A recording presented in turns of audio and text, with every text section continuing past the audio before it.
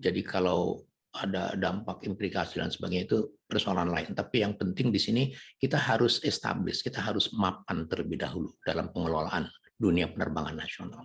Baru sangat sejalan dengan pola yang disampaikan Pak Alvin ya. Saya pikir ini loh, kita itu pasarnya gede loh. Ya, bagaimanapun Garuda ini juga mempunyai aset-aset yang nilainya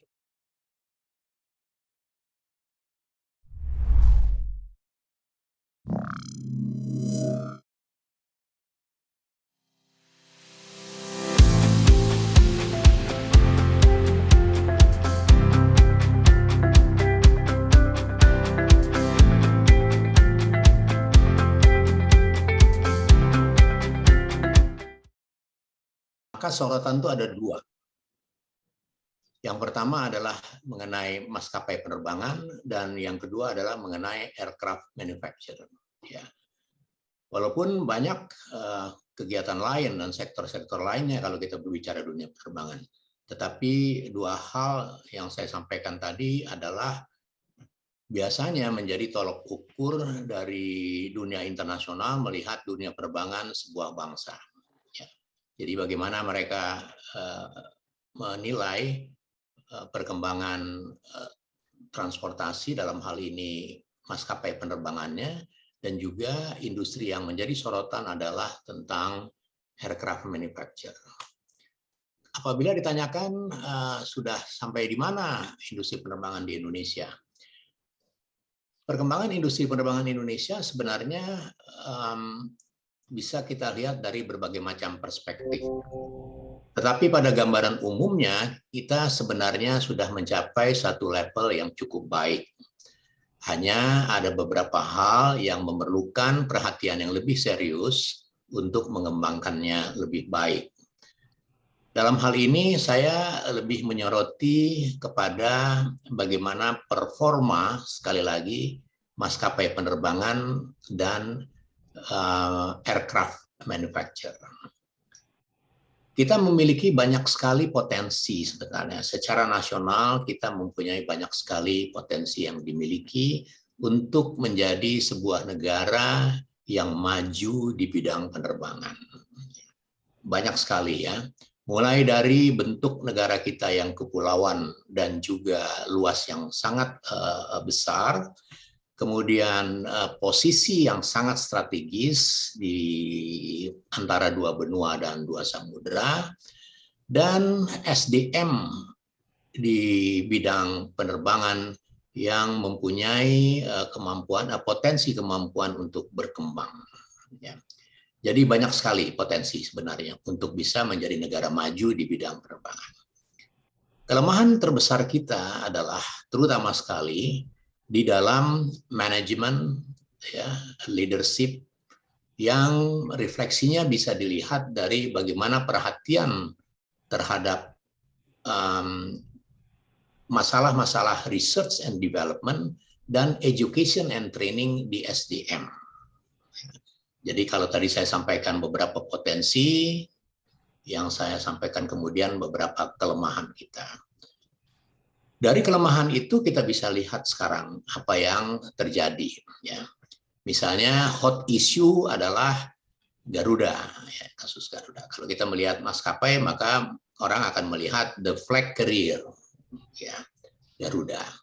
Sampai sekarang Garuda itu selalu mengalami hal-hal yang dapat dikatakan sebagai result dari mismanagement. Itu kalau kita lihat Garuda. Kalau kita lihat maskapai penerbangan secara keseluruhan, itu akan terangkat lagi bahwa bagaimana kita mempunyai kelemahan dalam mengelola maskapai penerbangan, dalam mengelola National Transportation System sebagai sebuah lahan yang sebenarnya adalah merupakan potensi besar bagi kita sebagai bangsa. Nah, itu sementara yang bisa saya sampaikan. Jadi kalau ditanya bagaimana industri penerbangan di Indonesia dan sudah sampai mana, saya sampaikan bahwa apabila kita melihat industri penerbangan, ada dua bidang yang akan menjadi sorotan, yaitu maskapai penerbangan dan aircraft manufacturer. Sudah sampai mana kita melihat bahwa walaupun kita mempunyai potensi yang jauh lebih baik, tetapi karena kelemahan kita di R&D dan di education and training, maka pengelolaan di tingkat strategis itu juga menjadi sebuah hambatan yang kita bisa melihat atau kita bisa menikmati bagaimana dunia penerbangan kita sekarang ini. Sementara itu dulu, Mbak. Oke. Tadi Bapak mengatakan bahwa kita itu sangat potensial ya untuk mengembangkan industri penerbangan ini. Menurut Bapak nih, apa pemerintah sudah mendukung dengan adanya potensi penerbangan ini? Ya, kalau kita melihat bagaimana pengelolaan secara umum ya, sekarang ini penerbangan di Indonesia itu tidak ada institusi di tingkat pusat yang menangani. Ya. Mereka berjalan sendiri-sendiri semuanya. Ya. Industri penerbangan jalan sendiri, maskapai jalan sendiri, semua jalan sendiri.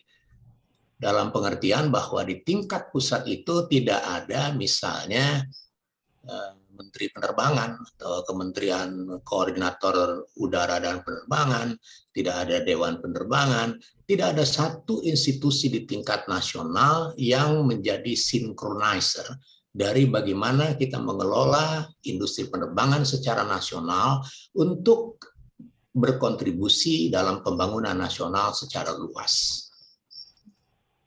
Itu, Mbak. Oke. Menurut Bapak nih, karena kira-kira menurut Bapak bagaimana caranya kita agar didengar oleh pemerintah? Mungkin kan kata Bapak kan tadi kita kan belum ada institusi tingkat nasional yang untuk sinkronize dalam hal penerbangan. Kira-kira bagaimana caranya kita mungkin didengar oleh pemerintah agar pemerintah bisa memajukan industri penerbangan ini, mungkin dengan salah satunya dengan membuat institusi yang berada di tingkat nasional yang harus mensinkronize tentang dunia penerbangan ini. Menurut Bapak bagaimana? Mengembangkan sebuah industri penerbangan di tingkat nasional itu memerlukan political will, itu memerlukan national commitment, itu memerlukan national will. Ya. Jadi selama itu nggak ada, kita akan berhadapan dengan banyak kesulitan. Ya. Kita akan terdikte dengan kemajuan dari dunia penerbangan internasional. Mengapa? Karena kalau kita berbicara tentang global international aviation, maka semua negara, terutama yang menjadi anggota International Civil Aviation Organization, dia menjadi subsistem dari global system. Risikonya adalah kita mempunyai kemampuan atau tidak punya kemampuan, kita tuh akan terseret untuk bergulir di global system. Ya, sebagai contoh, misalnya kita mengalami kelemahan dalam mengelola dunia penerbangan di Indonesia, kita akan dibantu ya, dalam tanda petik oleh dunia internasional. Ya, kalau kita tidak punya ahli-ahli, kita akan dibantu oleh ahli-ahlinya. Banyak hal, karena kita subsistem. Inilah yang harus diwaspadai, ya, bagaimana kita harus memposisikan diri sebagai bangsa, sebagai sebuah negara anggota International Civil Aviation Organization, sebagai subsistem dari global system. Kalau ditanyakan bagaimana caranya, caranya adalah ya ini semua kita ini semua bertanggung jawab untuk mencari caranya bersama-sama. Dan apa yang tengah kita lakukan ini adalah salah satu cara. Ini kan appeal ya kepada para decision maker. Kita membahas dunia penerbangan seperti ini misalnya. Ya kita harus rajin mengadakan seperti ini. Dan hal-hal yang menjadi kesimpulan nanti harus dipublikasikan dan ada rumusan-rumusan dari hasil diskusi-diskusi ini untuk dicarikan jalan terobosan menyampaikannya kepada decision maker. Itu salah satu cara dari banyak berbagai cara yang bisa kita kerjakan. Tetapi pekerjaan yang sangat sederhana yang bisa kita lakukan secara perorangan dan secara organisasi itu adalah seperti ini. Ya, jadi kita harus melakukan penilaian-penilaian, koreksi-koreksi, assessment dan mengamati perkembangan-perkembangan itu, mengumpulkan input dari masyarakat, dan kita melihat beberapa kelemahan-kelemahan yang harus kita bisa simpulkan, dan ini harus kita jadikan sebuah materi yang bisa berkontribusi kepada para pengambil keputusan. Oke, baik. Menurut Bapak nih kan industri penerbangan ini menjadi salah satu fokus-fokus negara untuk dikuasai. Apakah keberadaan dan perkembangan industri penerbangan Indonesia akan menjadi ancaman bagi negara lain? Atau tidak? Bagaimana seharusnya pemerintah memperhatikan ini? Ya, kalau kita berbicara ancaman tuh masih terlalu jauh lah. Ya, kita lebih baik berbicara, kita melihat ya lebih kepada internal saja. Ya. Kita harus melihat ke dalam konteks melihat posisi kita di dunia, bagaimana kita bisa memposisikan bangsa ini. Itu saya sampaikan begini ya. Pada tahun 55, tahun 50-an ya, bisa dibayangkan. Itu sudah ada namanya Dewan Penerbangan. Ya. Bukan Depandi itu kemudian. Ini Dewan Penerbangan. Ini adalah satu policy dari pemerintahan pada ketika itu, melihat bahwa pengelolaan air and space, pengelolaan wilayah udara nasional itu memiliki nilai yang sangat strategis bagi perkembangan sebuah bangsa. Tahun 50-an dibentuk oleh Presiden Soekarno pada waktu itu Dewan Penerbangan. Apa makna dari Dewan Penerbangan? Itu sederhana, pada ketika itu sudah dilihat bagaimana perkembangan penerbangan yang misinya adalah untuk national security dan penerbangan-penerbangan yang misinya adalah lebih kepada national prosperity. Mensinkronkan ini tidak mudah ya, tidak mudah. Karena kita masih negara yang baru 5-10 tahun merdeka, tetapi kita terseret-seret dengan perkembangan teknologi yang harus kita jawab tantangannya, sehingga kita mengembangkan dunia penerbangan nasional dalam dua aspek yang berbeda, maka dibutuhkan Dewan Penerbangan di tingkat nasional yang mengkoordinasikan agar semua kegiatan-kegiatan penerbangan di negeri ini ada yang mengkoordinirnya. Mengkoordinir tidak hanya dalam konteks mengelola perkembangan di masing-masing sektor, tetapi juga melihat bagaimana ide-ide yang harus dikembangkan ke depan bagi sebuah negara yang berbentuk kepulauan dan yang luasnya bukan main ini. Itu adalah masalah visi namanya. Nah, sekarang ini kita tidak memiliki lagi, walaupun Dewan Penerbangan tahun 55 itu. Untuk diketahui ya, untuk tahun 55 itu Dewan Kelautan itu belum ada. Kita sudah punya Dewan Penerbangan ya, tahun 55. Dan harus diketahui juga bahwa sekarang ini kita tidak memiliki satu institusi di tingkat nasional yang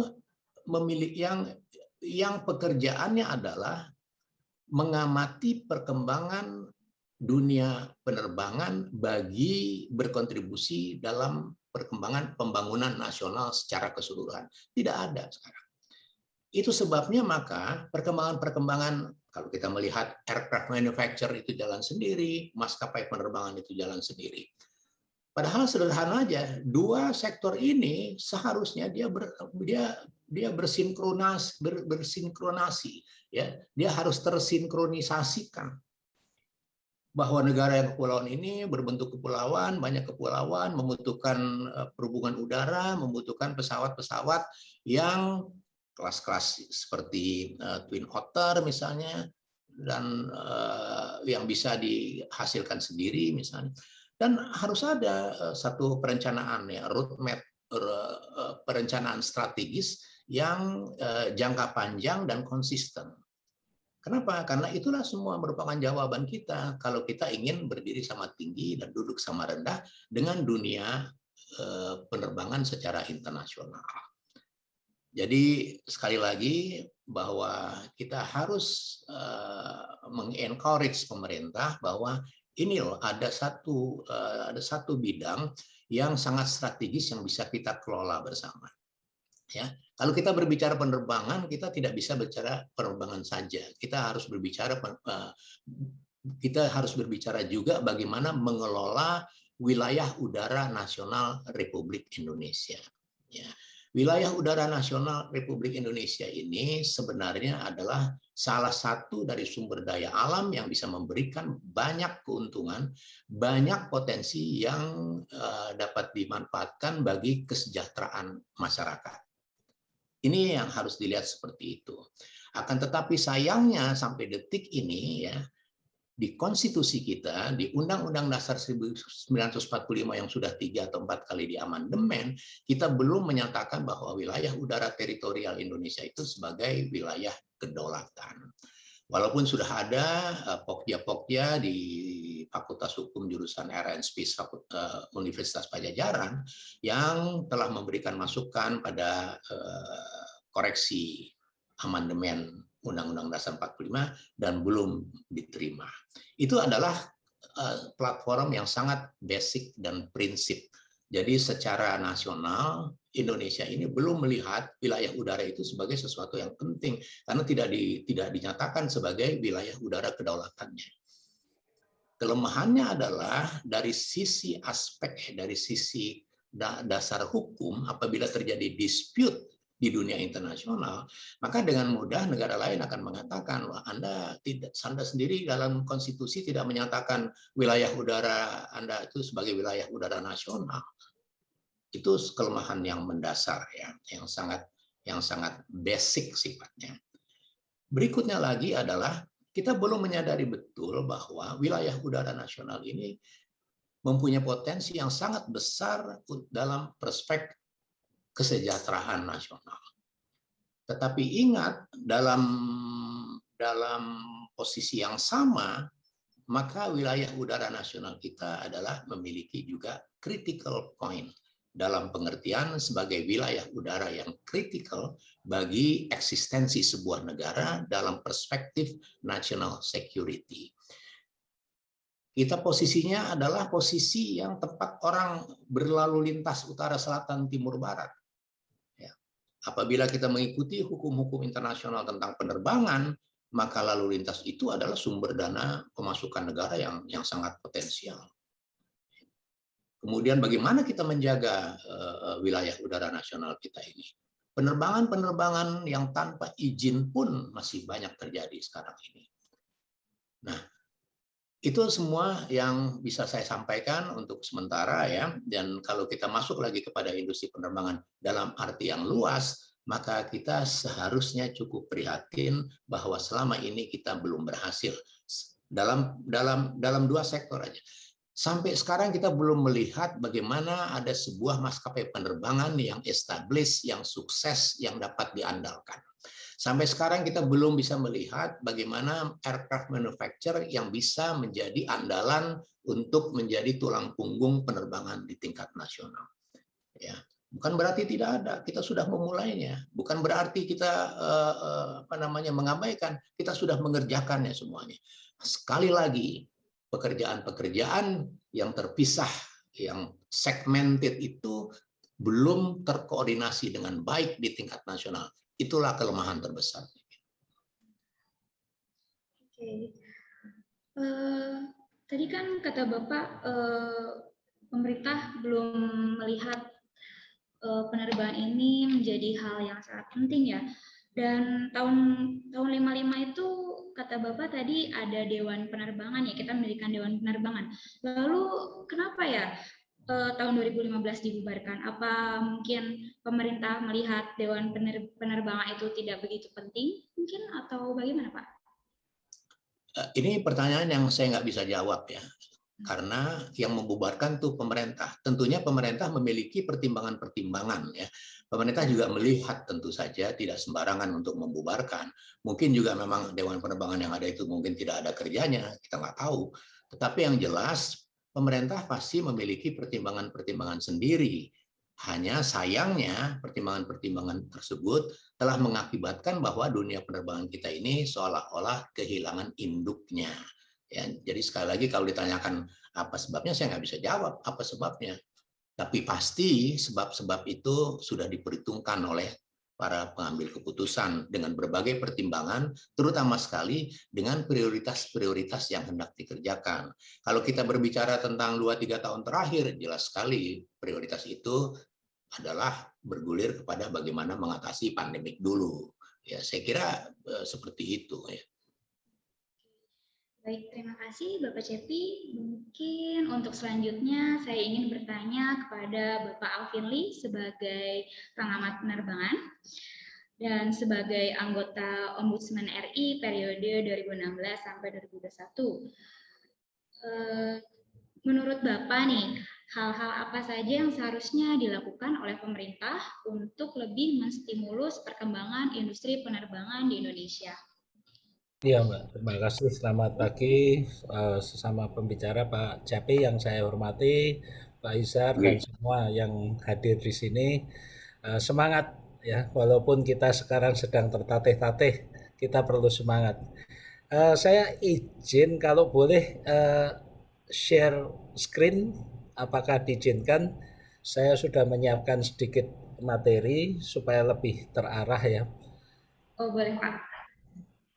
Oke, ini disabled. Oke. Sebentar ya Pak ya. Ya.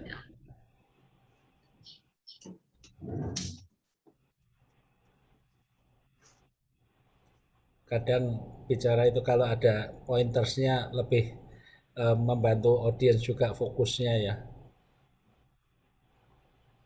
Oke, sudah bisa Pak. Oke, baik. Oke, saya masuk ke sini. Ya. Oke, ini adalah yang saya siapkan untuk hari ini, dan ini menyambung juga apa yang disampaikan oleh Pak Cepi tadi, bahwa kalau kita bicara tentang transportasi udara, ini lingkupnya cukup luas, mulai dari ruang udara tadi Pak Cepi menyampaikan, airspace, aircraft, airlines, airport, penumpang atau pengguna jasa, government sebagai regulator, dan supporting services.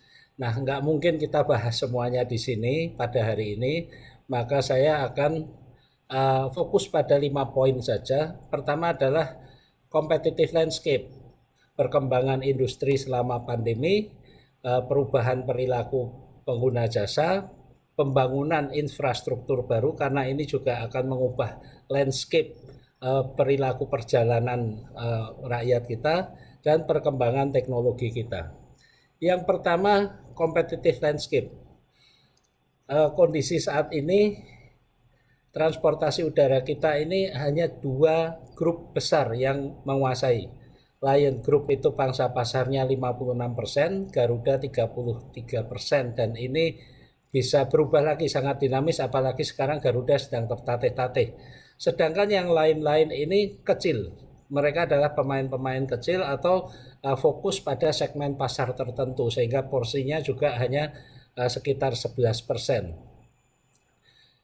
Selama pandemi ini yang terjadi adalah penyusutan kapasitas produksi. Ada pesawat yang banyak diparkir, ada yang dikembalikan ke lessor, sehingga kapasitas produksi kita ini turun karena pasarnya juga menyusut. Ini nanti juga akan menjadi tantangan bagi kita ketika pasar ini pulih, juga tidak bisa serta-merta nanti mendatangkan pesawat lagi, rekrut pilot lagi, itu juga butuh waktu. Sehingga ketika itu nanti terjadi, itu nanti juga akan ada shortage, akan kekurangan, dan ujung-ujungnya terbang ini akan jadi mahal lagi. Pilot dan awak kabin banyak yang dirumahkan. Ini yang menjadi kekhawatiran saya. Ini adalah pertama proficiency, kompetensi, karena lama tidak terbang. Kita bayangkan saja, kita kalau lama nggak nyetir, nggak naik sepeda motor, kemudian naik motor, naik mobil lagi, ini juga butuh waktu. Demikian juga pilot, ya, yang biasanya tiap pekan bisa terbang 2-3 kali, sekarang belum tentu sebulan sekali terbang. Kemudian juga penghasilan mereka ini menyusut drastis, bahkan sampai 90%. Gajinya dipotong, dan mereka menerima saja karena ya lebih baik dirumahkan daripada di PHK sama sekali. Tapi ini juga berimplikasi psikologis. Bayangkan mereka yang sudah terlanjur beli rumah, terlanjur beli mobil, tiba-tiba penghasilannya drastis, mau bayar angsuran juga sulit, secara psikologis ini berdampak. Baik, dan ini nanti juga berimplikasi pada safety. Bayangin kalau seorang pilot mau berangkat kerja untuk terbang, tiba-tiba dihubungi debt collector misalnya. Ini kan udah kacau dulu. Nah, hal-hal seperti ini yang tidak boleh kita kita abaikan, unsur psikologis terhadap pelaku-pelaku penerbangan, pilot dan yang lain-lain. Kegiatan di bandara juga berkurang drastis, ini juga berdampak, fasilitasnya dikurangi, ya AC dikurangi, banyak gerai-gerai yang tutup. Yang saya khawatirkan safety-nya bagaimana, karena juga banyak bekerja di bandara yang dikurangi juga. Nah, ketika terjadi emergency, apakah latihan-latihan yang dulu saya perhatikan, airport emergency exercise itu tiap bulan dilakukan secara bergantian, sekarang juga tidak bisa dilakukan. Nah, hal-hal seperti ini yang perlu menjadi perhatian kita. Berikutnya adalah perubahan perilaku pengguna jasa. Banyak yang sudah mengurangi perjalanan karena kerja dari rumah dan kerjanya daring. Seperti hari ini juga kita nggak usah datang semua ke Jakarta untuk berkumpul, cukup dari mana saja, dan ini tentunya berdampak terhadap kebutuhan transportasi. Nah, inilah yang kemudian membuat juga perusahaan-perusahaan itu mengurangi anggaran perjalanan pribadi, karena juga penghasilannya berkurang, juga mengurangi bepergian. Itulah sebabnya kemudian airlines ini sekarang fokusnya berubah. Kalau tadinya fokusnya pada penumpang, sekarang fokus mengembangkan kargo.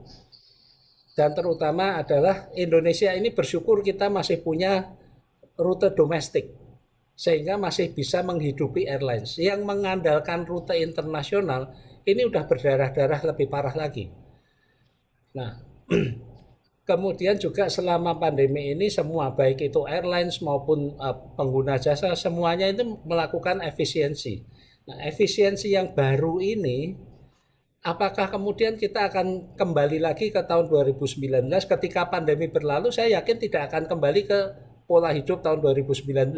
Yang sudah efisien, bagus, akan terus dilanjutkan. Dan ini nanti juga berdampak terhadap kebutuhan transportasi.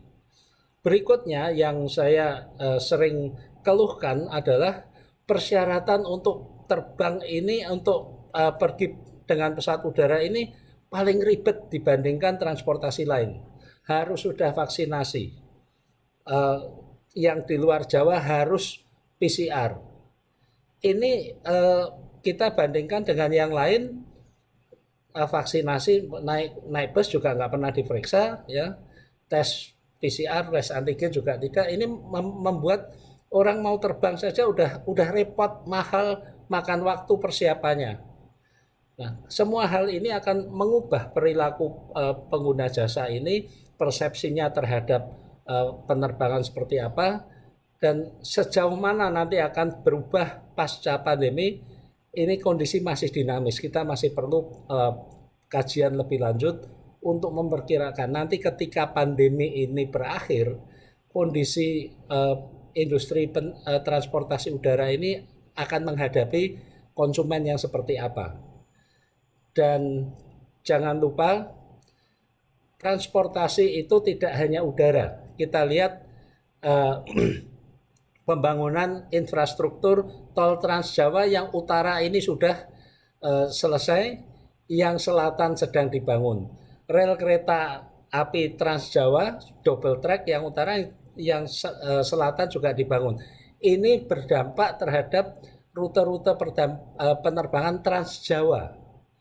Jakarta ke Surabaya, kemudian ke Jogja, Solo, dan sebagainya.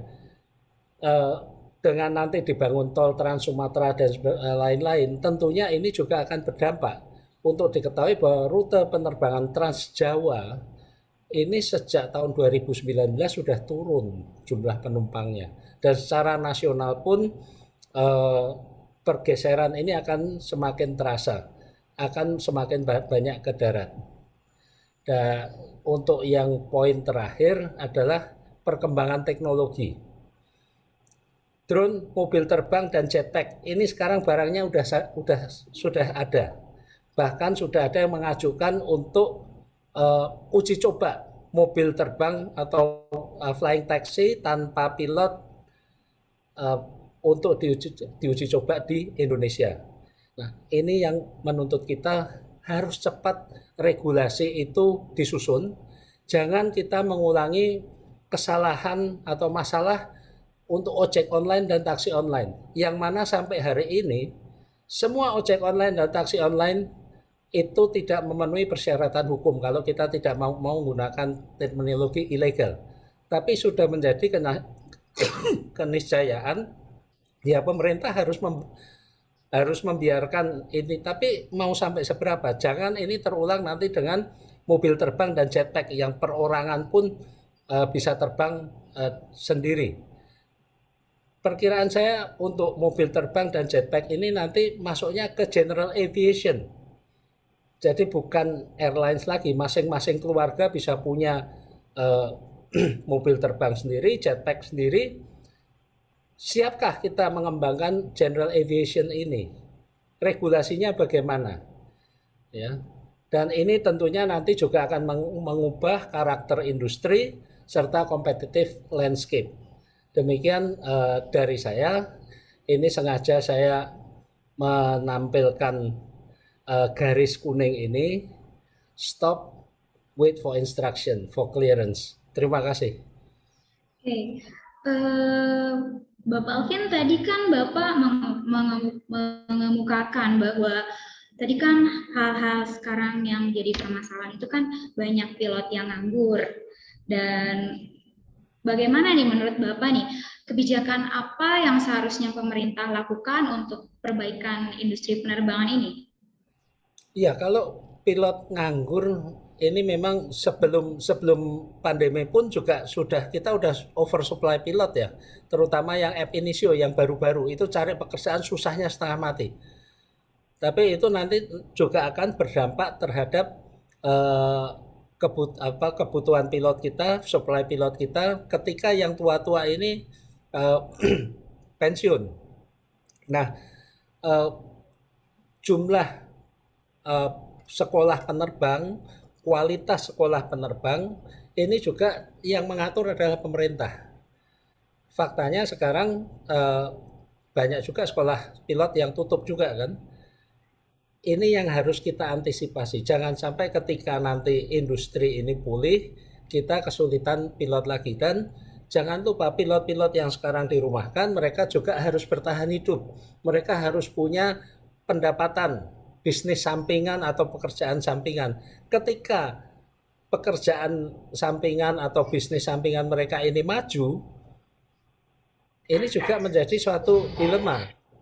Apakah akan kembali menjadi pilot atau enggak deh, saya udah nyaman punya bisnis sendiri, enggak usah jadi pilot lagi. Nah, hal-hal seperti ini yang perlu kita perhatikan. Sementara juga pemerintah harus terus memastikan walaupun dirumahkan, kalau statusnya masih dipekerjakan di airline, proficiency itu harus selalu di-maintain.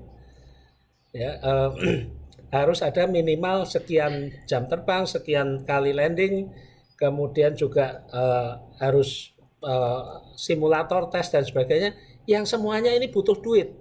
Airline-nya punya nggak uang itu untuk membiayai?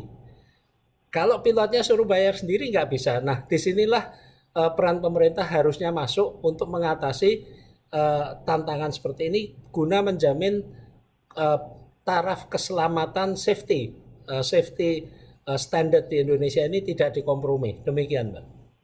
Oke. Saat ini kan karena adanya pandemi kan airline-airline mengalami kesulitan. Dan sama halnya dengan Garuda Indonesia. Garuda Indonesia terancam tutup dan bangkrut. Garuda Indonesia saat ini sebagai national flag carrier Indonesia. Apakah menurut Bapak, apakah di Indonesia itu perlu suatu national flag carrier itu? Apakah pentingkah? Ya, baik Mbak. Di sini mungkin kita agak beda pendapat ya. Eh, Kalau saya menilai yang namanya flag carrier itu adalah semua airlines yang berbendera Indonesia adalah flag carrier. Apalagi ketika kita mendapatkan hak resiprokal ya dengan negara-negara lain untuk mengangkut penumpang ke dan dari negara tersebut, itu kan boleh dilayani tidak hanya oleh Garuda, boleh dilayani oleh airlines lain selama airlines itu terdaftar di Indonesia, eh, registrasi Indonesia. Nah, dalam kondisi seperti ini, saya tidak mau masuk terlalu jauh ke Garuda, tapi jangan lupa bahwa BUMN penerbangan ini tidak hanya Garuda, masih ada Citylink, kalau nggak salah Pelita juga masih ada. Eh, Kalau memang Garuda ini kesulitan sementara istirahat dulu, ya ada substitusi yang lain masuk. Jika itu diperlukan, tapi komitmennya juga pemerintah juga harus ini suntik dananya juga, sebab kalau tiba-tiba misalnya kecil harus melayani rute yang luas, mereka juga butuh modal kerja yang lebih besar kan, harus sewa pesawat, biaya operasional yang lebih besar dan sebagainya. Demikian.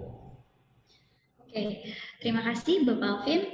Mungkin untuk selanjutnya saya ingin bertanya kepada Bapak Isar.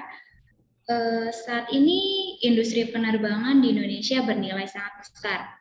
Saat pandemi seperti ini, banyak pengangguran terjadi.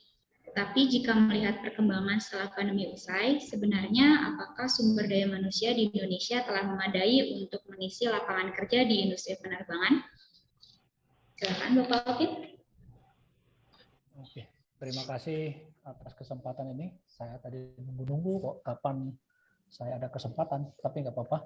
Saya juga sebenarnya tadi menyiapkan, tapi mungkin terlalu banyak. Kalau boleh saya izinkan sedikit, saya hanya mau jelaskan supaya, karena saya pikir industri penerbangan ini tadi seperti Pak Cakim bilang, itu ada dua ya, yang mungkin jadi concern kita.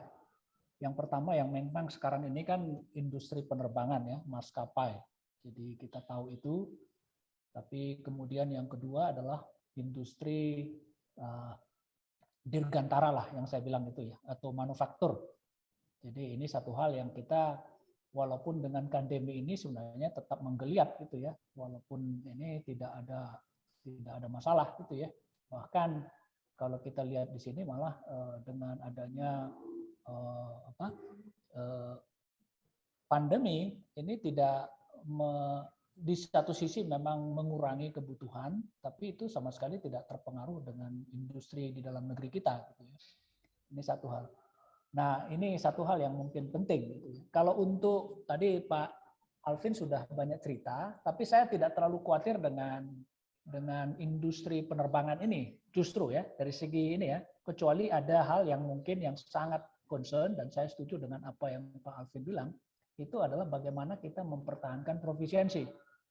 Itu tetap menjadi sesuatu yang sangat penting untuk supply ini ya, untuk supply SDM di penerbangan lah gitu ya. Itu satu hal yang sangat concern. Ada satu lagi yang saya pikir sangat penting juga, ini karena masalah safety ya, dan kebetulan saya di KNKT, jadi ini kita lihat banyak hal yang mungkin kecelakaan gitu ya, dan kecelakaan walaupun dengan turunnya produksi penerbangan di Indonesia, sebenarnya kecelakaannya tidak berkurang. Nah ini kan ada sesuatu, jadi nggak ada kaitan sama sekali dengan pola industri yang ada terjadi sekarang.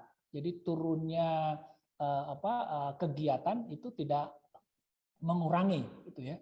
Jadi satu hal yang jadi masalahnya mungkin bukan di kegiatannya, tapi bagaimana kita melaksanakan kegiatan itu. Jadi ada hal-hal yang sangat penting di situ dan yang sangat berkaitan dengan sumber daya manusia. Kembali ya masalah profisiensi dan kompetensi, khususnya dalam ini training itu yang saya pikir. Dan juga bagaimana kita membangun tanggung jawab itu ya, tanggung jawab masing-masing orang yang ada terlibat di dalam industri ini, bahwa dia punya tanggung jawab untuk mengembangkan kompetensi. Nah ini satu hal yang saya lihat ini karena perkembangan kan terus terjadi ya. Seperti misalnya beberapa kecelakaan yang akhir-akhir ini sudah terjadi seperti kecelakaan Max gitu ya. Dan itu sebenarnya masalah-masalah seperti itu sudah harusnya ditangani karena 2 kecelakaan sebelumnya, yang pertama itu adalah AirAsia itu juga sama gitu kasus gitu ya. Jadi masalah kembali training menjadi sesuatu tapi itu tidak ditangani. Yang kedua adalah bagaimana pengawasan kalau ini bicara tentang industri penerbangan. Jadi pengawasan kalau kita bicara pengawasan ini kita kembali kepada pemerintah gitu ya. Karena pengawasan itu dilakukan. Nah, concern saya adalah kita kekurangan orang. Jadi kalau saya lihat inspektor di perhubungan itu mungkin sekitar 200 lebih kalau nggak salah. Ya? Dan itu ada yang senior, ada yang mungkin sekitar 70 orang yang senior, tapi kemudian sisanya itu masih junior atau mungkin yang baru. Itu ya. Nah, kalau kita lihat lingkupnya itu luar biasa. Ya, kita punya pesawat aja kalau sebelum COVID itu mungkin kita akan berbicara tentang 900 sampai 1.100 pesawat di Indonesia yang beroperasi reguler. Ya, dan itu satu hal. Kemudian kalau kita bicara airline besar, tapi juga kalau kita mau jujur AOC holder itu kira-kira ada 32 yang, jadi itu kan banyak. Belum lagi kalau kita bicara tentang industri misalnya perawatan itu ya. Dan ini kan sesuatu yang perlu. Yang tercatat di IAMSA itu 68. Ya, kemudian kalau kita bicara bandara misalnya ada ratusan dan itu di bawah koordinasi kalau nggak salah ada 12 korwil.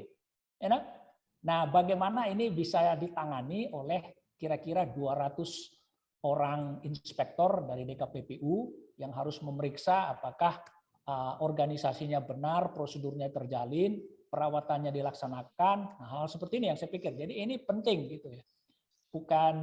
Jadi ini satu hal yang kita perlu tangani ya, kurangnya pengawasan itu.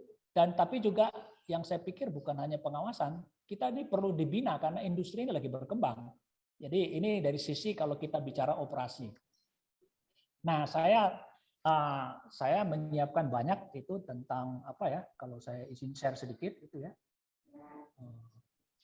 Mungkin saya tentang industri dirgantara, tapi saya belum diizinkan ini screen share. Sebentar ya Pak ya.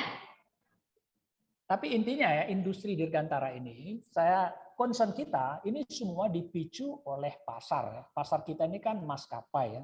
Jadi yang lain-lain ini kan turunan gitu ya. Jadi pasar kita itu maskapai penerbangan atau kebutuhan masyarakat untuk transportasi baik untuk kebutuhan logistik gitu ya untuk kargo maupun perpindahan orang gitu. Nah, ini kan kita punya pasar besar. Masalahnya ada 2 hal yang menjadi masalah di dalam kita. Yang pertama, kita nggak punya produk yang sesuai. Itu satu. Jadi boleh dibilang bahwa produk-produk yang ada di Indonesia ini produk dari luar. Karena produsen kita tidak menjawab kebutuhan itu. Jadi sebenarnya kita punya CN235, produk PTDI, kemudian yang baru ini N219, tapi itu belum menjawab gitu. Kebutuhan kita ini kan adanya mungkin paling banyak di pesawat yang besar gitu ya. Yang dulu Pak Habibie punya cita-cita gitu ya dengan N250 dan 213. Itu kalau kita berkaca ke belakang ya. Tapi ya oke. Nah, sekarang yang menjadi masalah kita bagaimana supaya industri atau pasar ini ya minimal kita ikut ambil kuenya gitu ya. Jangan kita hanya sebagai sebagai operator dan yang membeli gitu ya, sehingga devisa kita akan keluar. Jadi sebenarnya ini sangat penting. Tadi saya pikir saya setuju dengan Pak Cepi, itu memang kita harus membuat satu rencana gitu atau roadmap bagaimana supaya industri dalam negeri ini itu bisa jadi bagian dari global supply chain itu ya. Nah, global supply chain. Jadi kalau di industri kita itu kalau industri manufaktur itu ada yang kita sebut sebagai integrator, itu PTDI itu salah satu, kemudian ada yang besar-besar itu Boeing dan Airbus gitu ya. dan kemudian ada Embraer dan sebagainya. Tapi di bawah itu ada suppliers gitu ya, subkontraktor dan tier 1 itu, termasuk yang gede-gede misalnya yang engine, dan ini yang kita nggak bisa itu. Nah, bagaimana kita masuk ke situ sehingga ya kita berharap ya kalau operasi di Indonesia ini dikuasai, misalnya sekarang ini adalah Airbus 320, 737 dan juga ATR ya. Tapi bagaimana kita bisa menikmati itu kira-kira jadi skala ini ya. Dan ini butuh roadmap ya, roadmap. Jadi saya masih disable juga nih, belum bisa. Nggak apa-apa. Sebentar ya. Jadi saya pikir nggak apa-apa. Jadi saya cuma baca aja apa yang saya sampaikan. Jadi sudah bisa, Pak. Di situ silakan. Ya dalam hal ini airline itu ya.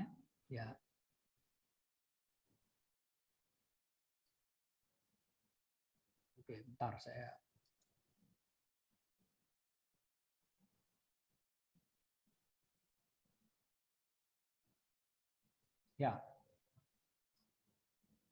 Ya, ini saya pikir bagaimana kita ini ya untuk disrupt. Jadi airline ini sebagai apa ya? Kalau yang bagian atas ini airline leasing companies ini adalah yang driving force gitu ya, driving force.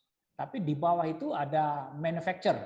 Manufacturer ini di Indonesia ada PT.DI sebagai, tapi di bawah-bawah ini kan masih banyak gitu ya.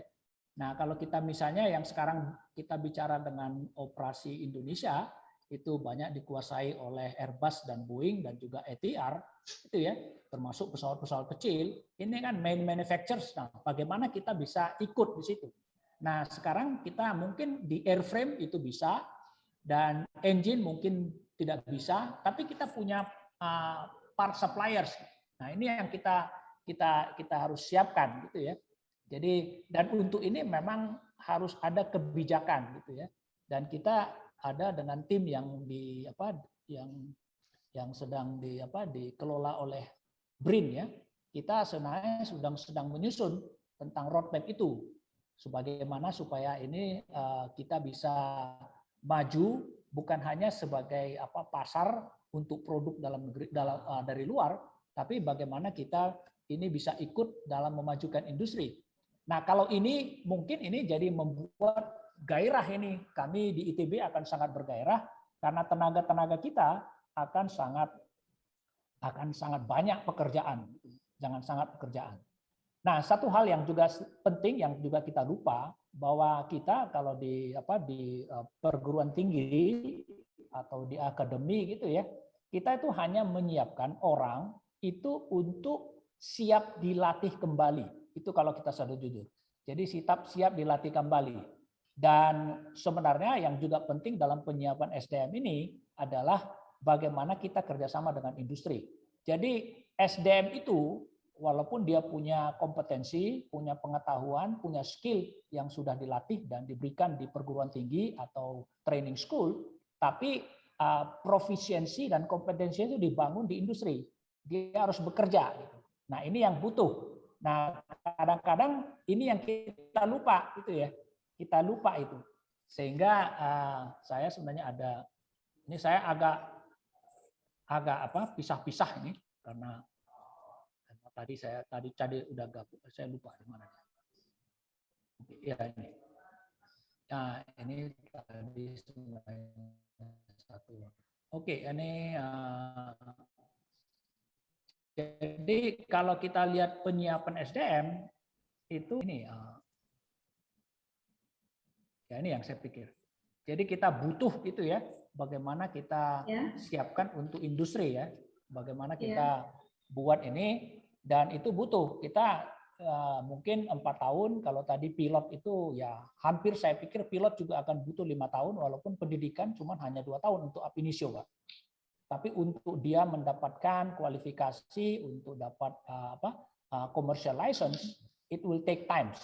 Nah, ini yang menjadi masalah kita. Bagaimana supaya persiapan ini dan itu setelah tahun keempat atau di tahun ini bisa disiapkan gitu ya di dalam di dalam industri. Nah, industri. Nah, sekarang kalau di industri manufacture Selain Maaf Pak PTDB, Isar, bisa dipersingkat lagi karena keterbatasan waktu. Oke, ya jadi mungkin itu saja. Selain industri manufacture, kita akan punya banyak industri-industri lain, ya, bahkan di lingkungan yang kemarin kita yang menyusun roadmap itu banyak industri-industri part yang juga sedang ada. Kemudian sekarang bahkan yang sedang bergairah itu adalah industri drone. Ya. Di drone itu kalau di Bandung aja ada sekitar 8 industri, mungkin di Jogja ada 2, saya nggak tahu di tempat lain. Di Jakarta mungkin ada sekitar 3 yang saya tahu, itu ya. Nah ini kan juga satu hal yang sedang berkembang, gitu ya. Nah bagaimana supaya kualifikasi orang itu bisa dibangun melalui pekerjaan-pekerjaan yang dikerjakan di industri ini. Tapi ya ini semua kembali kepada pasar. Ya. Kalau pasarnya dikuasai oleh produk dari luar, ya ini jadi satu hal yang sangat penting. Nah, ada satu hal yang kami senang dengan apa yang dilakukan DPP-UPU itu ya, yaitu ya nggak boleh masuk ke Indonesia kecuali dapat sertifikasi. Ya, nah, yang terjadi sekarang kan misalnya seperti tadi yang Pak Alvin sebut itu ya, kita itu jadi kelinci percobaan gitu ya. Belum ada sertifikasi di negaranya, masuk ke Indonesia dan mendapatkan sertifikasi. Itu ya. Nah, ini kan satu hal. Tapi saya setuju bahwa aturannya harus dibuat supaya ini jangan kita jadi kelinci percobaan gitu ya bagi produk-produk asing yang masuk ke Indonesia. Ya, tapi bagaimana supaya pasar ini kita industri lokal itu bisa ikut ambil bagian gitu ya. Saya pikir itu saja yang saya bisa sampaikan. Oke. Menyangkut perkembangan teknologi yang Bapak tadi paparkan, tren sekarang motor dan mobil listrik sudah banyak di pasaran. Mungkin dalam waktu dekat pesawat listrik akan menjadi tren. Apakah ITB akan menjadi pelopor membuat pesawat listrik? Terima kasih. Nah ini kembali tadi saya belum sempat cerita karena saya sebenarnya nyiapin banyak itu.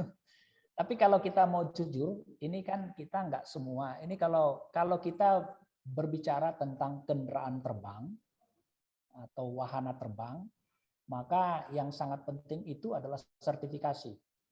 Nah, sertifikasi ini ada 3 yang penting, yaitu yang sertifikasi yang berkaitan sama produknya, dan itu bicara tentang airworthiness certifications. Tidak ada yang bisa kecuali dia dapat sertifikat airworthiness nggak boleh beroperasi.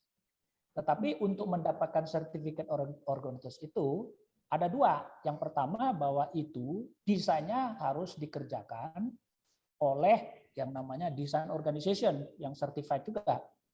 Nah sekarang kita punya aturan itu approval.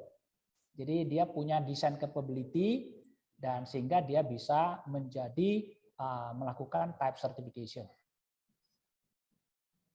Dan yang kedua harus diproduksi satu organisasi yang memiliki production approval, production certificate. Penting. Nah, banyak itu karena dengan apa yang dilakukan oleh BKPPU karena fasilitasi itu ya. Industri dalam negeri untuk mencoba masuk.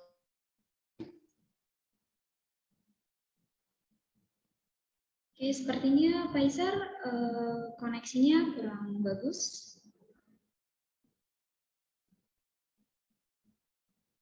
Pak Isar.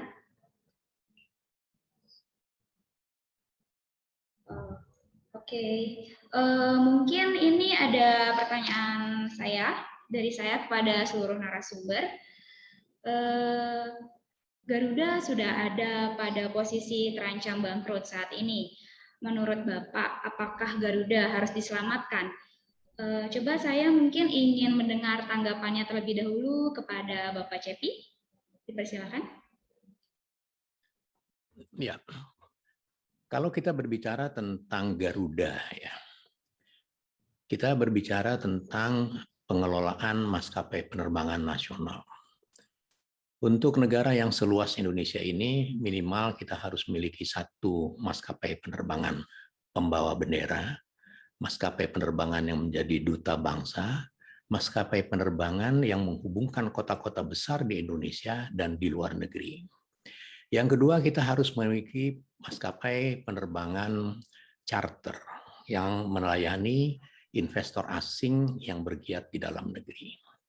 Yang ketiga, kita harus memiliki maskapai kargo yang bertugas untuk angkutan-angkutan barang logistik, administrasi logistik pemerintahan untuk keperluan penyebaran sembako misalnya. Kemudian juga yang harus dipahami di sini mengenai maskapai penerbangan pembawa bendera, maskapai penerbangan kargo, maskapai penerbangan charter. Itu semua seharusnya adalah menjadi bagian dari rencana pusat pembangunan nasional secara keseluruhan. Karena angkutan udara di negeri ini berperan dua. Yang pertama, dia harus mendukung administrasi logistik, mekanisme jalannya pemerintahan. Yang kedua, dia adalah public service obligation. Nah, maskapai pembawa bendera ini tugasnya adalah terutama sekali untuk kepentingan negara. Ya. Jelas penerimaannya itu harus kembali kepada kesejahteraan masyarakat.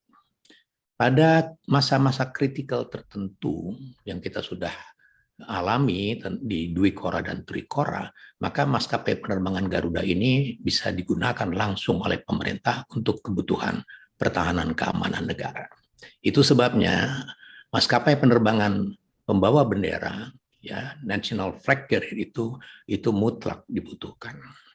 Dia tidak berorientasi semata kepada keuntungan, tetapi kepada eksistensi sebuah bangsa. Ini harus dipahami dulu. Dan sekarang yang peran itu adalah di Garuda. Berikutnya lagi, sebagai tambahan, tadi kembali lagi, bahwa kita juga harus memiliki maskapai penerbangan perintis. Dulu kita punya Merpati Nusantara Airlines. Jadi sekali lagi, itu semua juga merupakan dari bagian yang utuh dari tata kelola pemerintahan.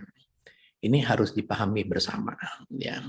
Kenapa? Karena wilayah udara nasional ini adalah juga sebagai sumber daya alam yang keuntungannya atau manfaatnya itu harus sebesar-besar kesejahteraan masyarakat. Nggak bisa dilepas begitu aja, tidak bisa. Harus diorganize dan harus diatur. Itu sebabnya maka rute-rute gemuk dan rute-rute yang menjadi andalan itu memang harus dikuasai negara. Dan harus diprioritaskan kepada state-owned enterprise. Dia harus didelegasikan kepada Garuda, kepada Merpati, kepada Pelita, dan sebagainya. Kenapa? Karena tujuannya itu keuntungan itu akan kembali ke masyarakat. Kenapa? Karena pada ketika negara ini terancam, itulah langsung bisa digunakan oleh negara. Pasarnya masih banyak, dan itu bisa diberikan kepada perusahaan-perusahaan swasta, yang merupakan juga bagian yang utuh dari penerbangan nasional. Itu yang harus dikelola dengan baik. Ya. Jadi kalau ditanyakan kepada saya, Garuda harus dipertahankan, itu bukan pertanyaan, kita harus memiliki national flag carrier. Karena itu adalah juga menjadi salah satu ukuran dari eksistensi Negara Kesatuan Republik Indonesia. Karena negara kita negara kepulauan dan yang sangat luas, dan kita sangat tergantung kepada perhubungan udara. Ya, itu jawaban saya sementara. Silakan. Oke, mungkin Bapak Alvin silakan menanggapi. Ya baik Mbak. Kembali lagi kalau soal Garuda, ini kita justru harus tanya pada pemerintah, apakah Garuda itu murni bisnis saja, atau juga karena BUMN itu juga mengemban tugas-tugas kenegaraan. Misalnya untuk rute-rute yang mempunyai nilai strategis walaupun secara bisnis kurang menguntungkan. Kemudian baik itu dalam negeri maupun internasional.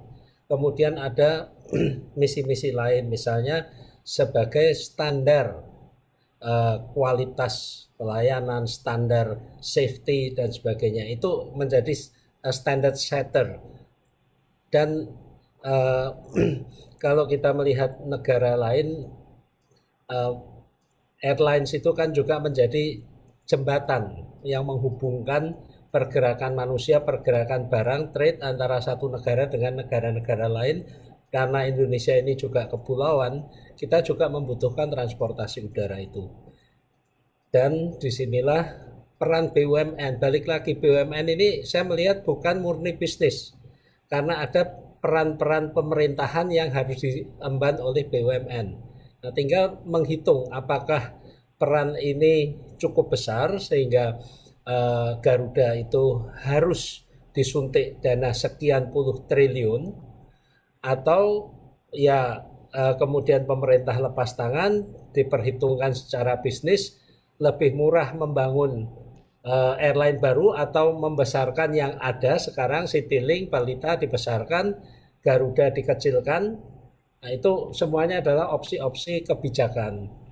Tapi yang pasti kita tidak bisa, ya sudah, orang sakit dibiarkan mati. Itu saya pantang itu ya. Garuda ini sekarang sedang sakit.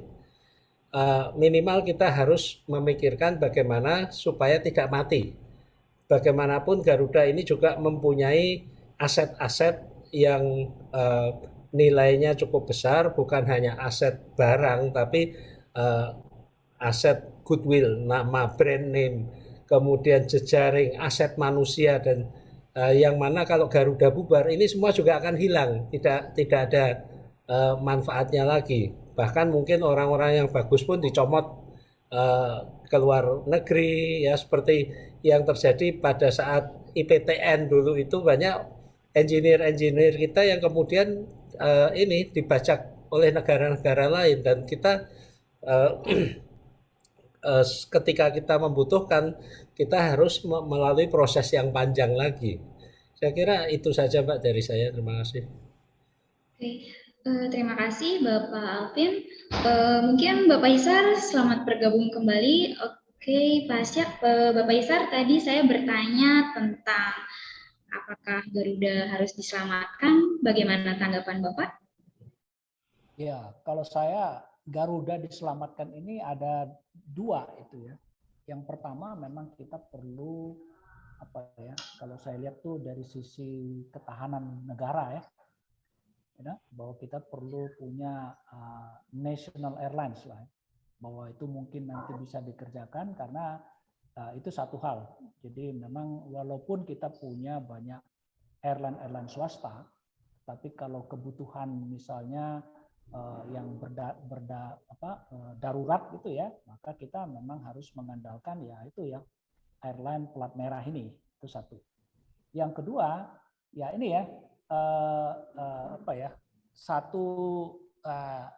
dari segi market gitu ya, pasar ini luar biasa gitu ya, luar biasa, dan sayang sekali kalau kita tidak bisa mempertahankan apa yang sudah dilakukan oleh Garuda gitu ya. Jadi terutama mungkin kalau bukan hanya dalam negeri, tetapi juga kehadiran kita di luar gitu ya. Dan ini satu hal yang saya pikir yang sudah kita harus tetap pertahankan.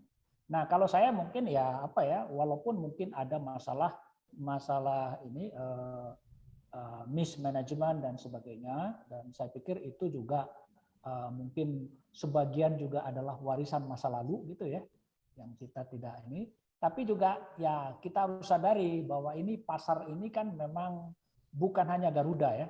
Saya pikir semua itu sedang terpuruk ya. Kalau kita sih mungkin kita terpuruknya hanya kira-kira mungkin 50-60% ya turun ya. Jadi dalam negeri kita masih lumayan gitu ya. Tapi kalau di luar itu bahkan ada yang sampai 75%. Nah, kalau ini kita bisa dorong gitu ya untuk pertumbuhan di dalam negeri dengan menggairahkan bagaimana supaya domestik ini tumbuh gitu ya. Dan tumbuh itu akan sangat menolong. Tapi saya setuju bahwa bagaimanapun memang Garuda ini harus tetap dipertahankan. Oke, baik, terima kasih Bapak Isar. Mungkin karena keterbatasan waktu, ini saya akan bacakan pertanyaan dari para audiens. Mungkin saya hanya akan bacakan satu pertanyaan dari audiens. Oke, ini ada pertanyaan dari Ibu Diah Soeharto. Izin bertanya kepada Bapak Cepi Hakim. Berdasarkan pemaparan Bapak, tadi memperlihatkan bahwa sebenarnya industri penerbangan Indonesia menghadapi sejumlah tantangan khusus. Tantangan khususnya dari internal pemerintah sendiri. Dengan kondisi demikian, menurut Bapak, bagaimana proyeksi implementasi ASEAN Open Sky di Indonesia ke depannya? Oke, silakan Bapak Cepi. Ya, apabila kita menghadapkan dunia penerbangan nasional ke regional atau ke internasional, itu jelas ya bahwa kita harus mapan dulu di dalam negeri. Ya, jadi kalau ada dampak implikasi dan sebagainya itu persoalan lain. Tapi yang penting di sini kita harus establish, kita harus mapan terlebih dahulu dalam pengelolaan dunia penerbangan nasional. Baru kita bisa melihat ke regional ataupun ke global. Ya.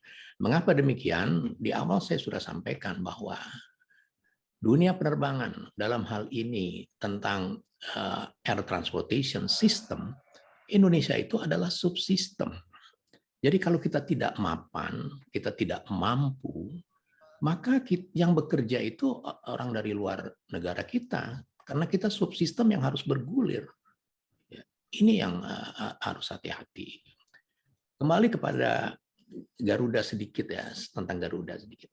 Saya pikir kita sepakat Garuda itu harus ada, ya, karena Garuda itu adalah mengelola sumber daya alam, ya. Market itu luar biasa, tidak bisa kita lepas pada pihak swasta.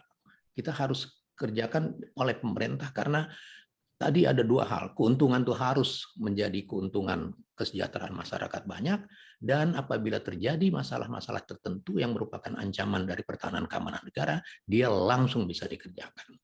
Nah, kalau ditanya lagi, bagaimana Garuda ini? Saya kira sederhana ya. Garuda ini tidak pernah diaudit, ya, tidak pernah diselidiki, tidak pernah didiagnosa kenapa dia mengalami hal-hal seperti itu. Kita tidak pernah tahu. Yang terjadi adalah beberapa kali terjadi masalah keuangan di Garuda, yang terjadi hanya dua hal, yaitu menggelontorkan dana dan bongkar pasang manajemen. Dan itu yang terjadi dan dia akan terus terjadi. Kenapa? Karena kita tidak tahu akar masalah sebenarnya. Kenapa terjadi masalah yang dihadapi oleh Garuda sampai dengan saat ini. Ya, jadi hal yang sangat prinsip dan sangat sederhana. Kalau kita memang sepakat Garuda itu memang harus ada, saya kira itu harus ada ya. Dan bagaimana kita menyehatkan Garuda, dan kita harus mengaudit terlebih dahulu. Sekali lagi, market dari air transportation system di Indonesia ini itu menjadi tanggung jawab pemerintah untuk memetik keuntungan bagi sebesar-besarnya kesejahteraan rakyat. Dalam konteks itulah kemudian baru kita bisa melihat, baru kita bisa berbicara tentang ASEAN Open Sky, tentang global system, tentang global change, tentang apapun namanya di bidang air and space itu. Selama kita tidak mapan, selama kita tidak berbenah diri terlebih dahulu, sekali lagi kita akan menjadi penonton. Demikian, Mbak. Oke. Saya ingin dengar tanggapan dari Bapak Alvin bagaimana terkait dengan ASEAN Open Sky?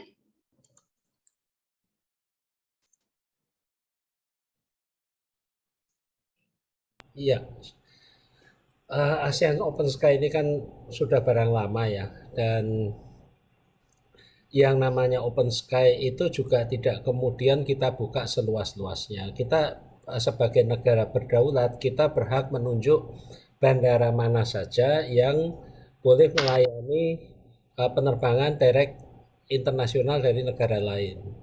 Nah, permasalahannya adalah di internal kita sendiri, ini banyak bandara di daerah-daerah yang mengejar status internasional, tapi melayani rutenya itu internasional itu hanya ke Singapura dan ke Malaysia. Nah, kita ini hanya menjadi feeder mereka. Saya garis bawahi menjadi feeder. Coba cek dengan data keimigrasian. Lebih banyak mana orang asing datang ke Indonesia atau orang Indonesia yang keluar. Saya yakin, seyakin-yakinnya bahwa ketika sebuah daerah itu membuka bandara internasional, sebenarnya mempermudahkan orang kita ke luar negeri, bukannya mendatangkan pelaku bisnis atau pelancong dari negara-negara lain datang ke Indonesia. Jadi ini justru kita menjadi feeder, menjadi pemasoknya Singapura dan Malaysia. Itulah saya lebih cenderung kita harus lebih selektif. Bandara internasional itu juga tidak semuanya harus internasional orang dan barang. Ada yang internasional khusus untuk kargo. Kalau itu silakan dibuka, kan? Yang untuk manusia sekarang dalam PPKM ini yang boleh melayani penerbangan internasional cuma 2 saat ini, Soekarno-Hatta dan Samratulangi di Manado. Itu pun saya juga merasa agak aneh, kenapa Samratulangi yang dibuka, bukan Denpasar yang dibuka, kan? Apakah ini pertimbangannya apa? Saya lihat Pak Isar juga udah senyum-senyum. Beliau saya yakin juga bisa membaca isi benak saya, tapi ya sudah telepati aja kita Pak Isar ya. Jadi kembali lagi kita ini harus selektif menyatakan yang mana bandara internasional. Bagaimanapun harus mendapatkan manfaat. Kalau dari Singapura itu yang dibuka untuk penerbangan sipil cuma 1, Changi.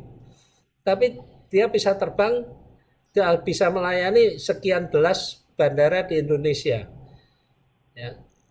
Dan penumpangnya lebih banyak orang Indonesia keluar daripada WNA yang masuk ke Indonesia. Kita lihat Malaysia yang dibuka berapa, Thailand yang dibuka berapa. Nah, ini hitung-hitungan bisnis juga. Jadi jangan mau kita ditekan-tekan kalau tidak mendapat manfaat ya minimal yang setimpal, kalau tidak lebih besar. Saya kira demikian, Mbak. Oke, baik. Terima kasih atas jawabannya, Bapak Alvin. Mungkin dari Bapak Isar ingin menanggapi, mungkin singkat saja karena keterbatasan waktu yang kita miliki. Ya, saya sangat sejalan dengan pola yang disampaikan Pak Alvin ya. Saya pikir ini loh, kita itu pasarnya gede loh, ya, pasarnya besar. Itu yang saya pikir. Kita punya pasar kalau domestik itu tahun 2018 itu hampir 98 juta kalau nggak salah, ya. Jadi itu kan luar biasa itu ya. Nah ini kan nggak dimiliki oleh negara-negara ASEAN. Jangan pula kita jadi pasar gitu ya. Jadi saya setuju dengan bahwa kita harus batasin. Ya, jadi dulu ada 38 bandara internasional dan itu juga Senin Kemis gitu. Setelah dibuat jadi internasional, bukannya ada banyak orang yang masuk internasional, tapi yang terjadi adalah orang kita yang pergi keluar gitu. Nah ini satu hal. Jadi saya pikir pasar dalam negeri ini harus dikuasai. Itulah yang menghidupi airline-airline kita. Gitu ya, sehingga dia bisa bertahan dan bahkan bisa ekspansi keluar. Jadi kalau saya sih membatasi itu. Saya bagus bahwa Open Sky ini kan sangat baik lah dari segi ini ya, ada banyak. Tapi kalau kita mau jujur, ini kan yang meminta Open Sky ini kan dulu Amerika ya. Tapi yang dikasih kan juga sedikit kan. Yang dikasih itu Singapura. Singapura itu ya nggak ada banding. Terus yang dikasih juga ke Belanda, itu ya, yang jauh-jauh. Jadi kalau orang dari Singapura ke Amerika, kalau dia mau masuk ya harus pakai wide body kan. Terus mau beroperasi di Amerika nggak mungkin kecuali dia pakai narrow body. Jadi ini sesuatu ya akal-akalan aja dari Amerika. Nah kalau kita mau jujur sekarang, Amerika itu justru membatasi bandara-bandara, bukan membatasi, menutup bandara yang di tengah gitu ya. Semua itu ya yang dibuka itu hanya bandara di luar. Jadi misalnya kalau dari kita dari barat itu ya masuknya ke Seattle, San Francisco atau ke Los Angeles. Kalau kita dari timur ya Anda boleh masuk ke Miami, bisa masuk ke Boston atau ke New York gitu. Kalau dari selatan mungkin bisa masuk ke Dallas gitu ya. Tapi setelah itu ditutup, nggak ada lagi gitu loh. Nah kok kita ya mungkin langkah ini mungkin bagus ya apa yang dilakukan oleh pemerintah, hanya buka 2 itu Manado sama Jakarta karena toh ini kebanyakan dari utara gitu ya. Tapi jangan semua gitu, jangan semua masuk tiba-tiba. Dan kalau kita mau jujur masuk ke Surabaya, masuk ke ini ya saya pikir buat apa gitu loh. Justru itu harusnya masuk ke negara ke bandara yang kita batasi. Yang kedua, yang juga penting itu adalah ini, bagaimana supaya bandara-bandara ini kompetitif, itu kan? Bagaimana? Bahkan kalau kita mau jujur sekarang, Jakarta aja tuh nggak bisa compete dengan Singapura. Kenapa? Karena lokasinya di selatan, gitu ya. Dan koneksi itu yang kita bilang. Kalau kita mau itu jadi hub. Itu kan kita bicara tentang koneksi penerbangan. Bagaimana supaya koneksi itu mudah, gitu ya. Baik koneksi dari domestik ke domestik maupun dari internasional ke internasional atau internasional ke domestik. Nah, kalau dilihat desain dari bandara kita dan apa yang dilakukan, itu koneksinya bisa 2-3 jam baru kita bisa. Saya terbang ke Jakarta, koneksi paling cepat tuh ya saya harus allow 2-3 jam.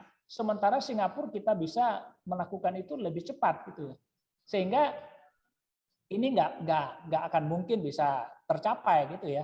Jadi kalau di bandara itu ada namanya minimum connecting time supaya koneksi itu. Nah, itu kebanyakan itu kira-kira 45 menit. Jadi ketika saya nyampe, kemudian saya mengitari bandara menuju penerbangan berikutnya, dan itu bisa dimungkinkan dalam 45 menit. Gitu loh. Nah kalau ini operasi di bandaranya nggak jadi, ya nggak akan itu. Sehingga apa yang kita cita-citakan, misalnya bahwa bandara-bandara yang kita sebut bandara internasional, itu menjadi hub untuk international flight, bahkan hub untuk internasional ke domestik, itu nggak akan bisa terjadi. Gitu. Jadi ada banyak hal yang harus dibenahi. Dan tentu saja ini bukan melulu pekerjaan bandara, bukan melulu pekerjaan airline gitu. Kalau yang sekarang terjadi adalah airline disuruh ngatur sendiri jadwalnya, sementara bandaranya enggak gitu. Nah ini ya, jadi harus ada kerjasama. Dan saya sangat berharap dengan apa yang dilakukan pemerintah ini, karena sekarang ada holding company, di mana itu bandara di sana ada airline di situ, kemudian tourism di sana, mungkin ini bisa memberikan supaya layanan ini bisa lebih baik gitu ya, baik dari segi kepada customer ini penumpang maupun bagaimana supaya kerjasama antar pemain ini bandara kemudian airline itu bisa lebih mulus lah untuk memberikan layanan ini. Saya pikir itu. Jadi banyak yang kita inginkan. Open Sky itu memang memberikan janji-janji yang bagus gitu ya. Tapi kalau janji-janji bagus itu dinikmati oleh orang luar, ya sebenarnya nggak ada gunanya buat kita. Jadi inginnya tuh bagaimana supaya ini bisa dinikmati lebih banyak oleh pemain lokal atau domestik atau dalam negeri.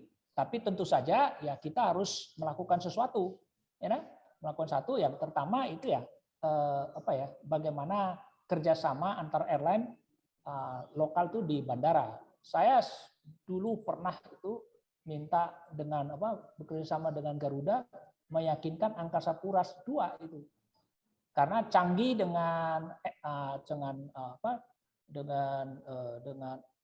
Singapore Airlines itu sangat erat. Gitu. Mereka bisa bekerja sama, tapi untuk Garuda menjadi tuan rumah di Angkasa Pura itu susahnya luar biasa. Itu ya kira-kira. Jadi akhirnya ya Garuda kalau kita bicara Angkasa Pura itu bukan pemain yang dominan, itu ya, bukan pemain yang dominan. Saya pikir itu satu hal yang perlu yang kita siapkan. Baik, terima kasih Bapak Isar atas jawabannya. Mungkin ini ada satu pertanyaan lagi dari audiens. Bapak Samudra Soekardi, dipersilahkan. Terima kasih. Assalamualaikum warahmatullahi wabarakatuh. Saya ada 3 pertanyaan kepada masing-masing pembicara. Yang pertama Pak Cepi mungkin ya Pak Cepi. Ini kan audit dari Departemen Perhubungan ini udah sejak lama Pak Cepi ya, inspektor itu jadi masalah tadi Pak Isar bilang. Saya jadi ingat lagi bahwa kita yang tadi disebutkan AOC jumlahnya sekian, MRO sekian, terus ada pesawat kurang lebih di kita itu hampir mendekati 1000, sehingga perlu inspektor yang cukup banyak gitu. Kalau saya hitung kalau cuma 200 yang terus hanya junior, belum lagi dia harus mengaudit PTDI gitu loh, yang sertifikasi. Nah itu lebih parah lagi. Jadi dia butuh kalau butuh paling mendekati 1000 aja itu Departemen Perhubungan pasti tidak bisa karena mengangkat pegawai negeri atau sebagai itu tidak semudah apa yang kita pikirkan. Jadi apakah fungsi inspektor ini bisa didelegasikan seperti halnya fungsi audit finance gitu didelegasikan ke accounting public gitu. Nah ini inspektor juga bisa dibuatkan oleh Departemen Perhubungan regulasinya bahwa perusahaan inspektor itu bisa mengaudit dan hasilnya akan dilaporkan kepada perhubungan supaya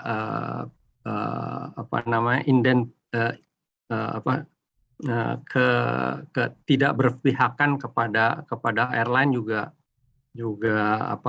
bisa dihindari, karena sekarang ini kalau perhubungan kurang inspektor pinjamnya dari airline, jadi airline akan mengaudit airline gitu loh. Nah ini kurang bagus juga.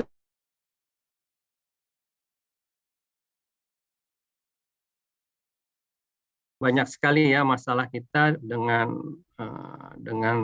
hubungannya dengan regulasi, dengan politik atau dengan government. Itu tidak ada political will gitu. Pak Affinly, bagaimana ini kita harus kemana untuk terhadap penerbangan, industri penerbangan maupun peraturan penerbangan dan sebagainya, ini bisa menjadi kan kita udah kurang lebih 76 tahun merdeka nih. Sampai sekarang ngomongin masalah fear aja belum selesai gitu loh. Karena tidak ada political will saya rasa ini. Ini harus bagaimana nih Pak Affinly political aspeknya gitu. Nah, itu yang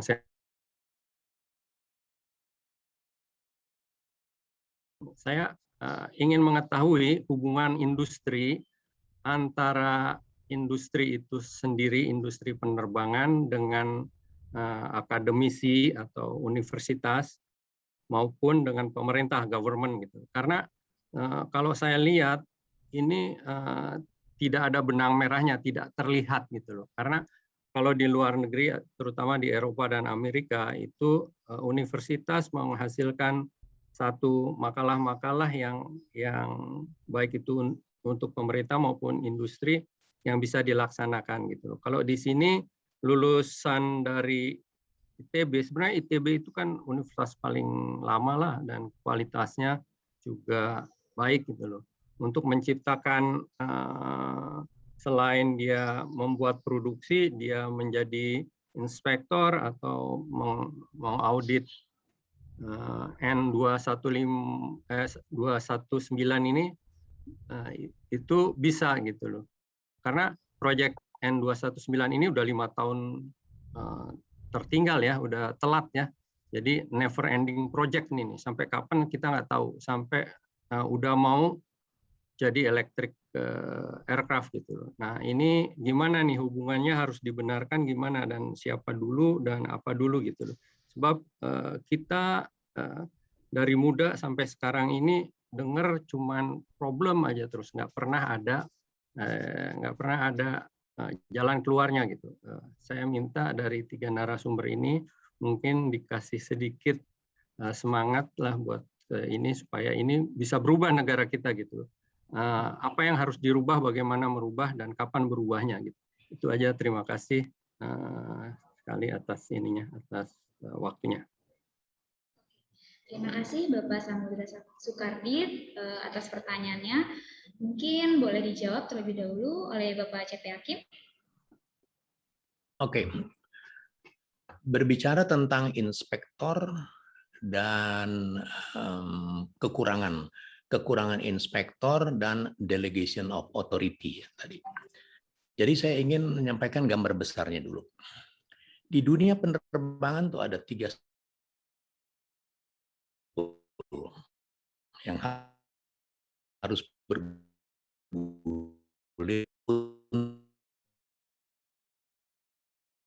yang bergelut di bidang yang sangat teknologis sifatnya, maka 3 simpul ini harus berjalan.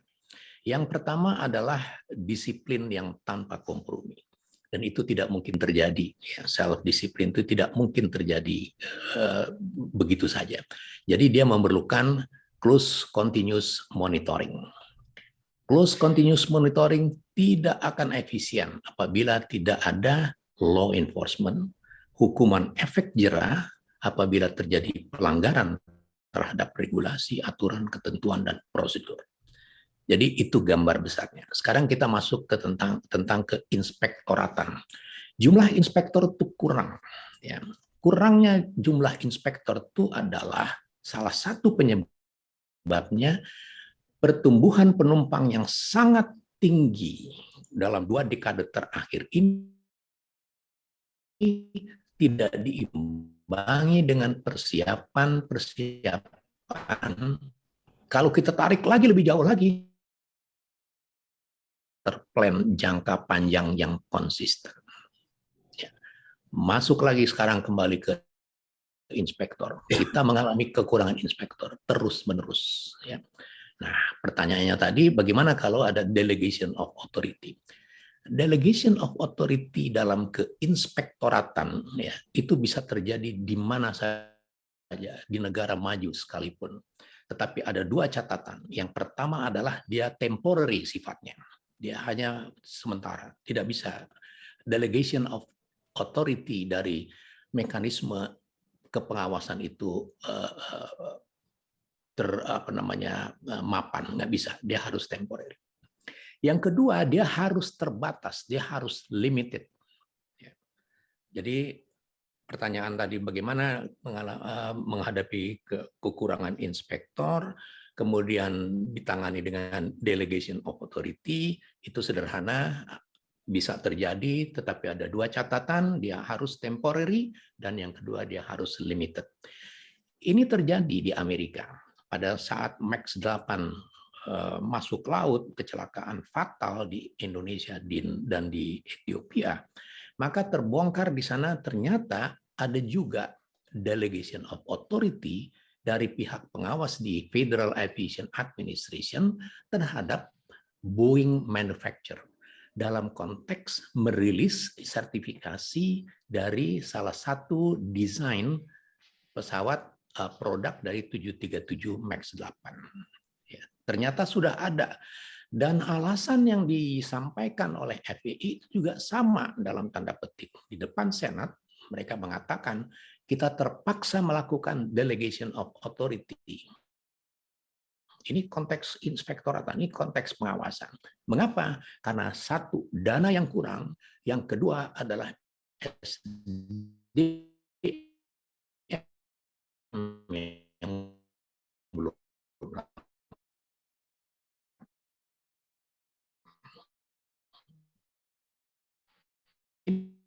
Ini adalah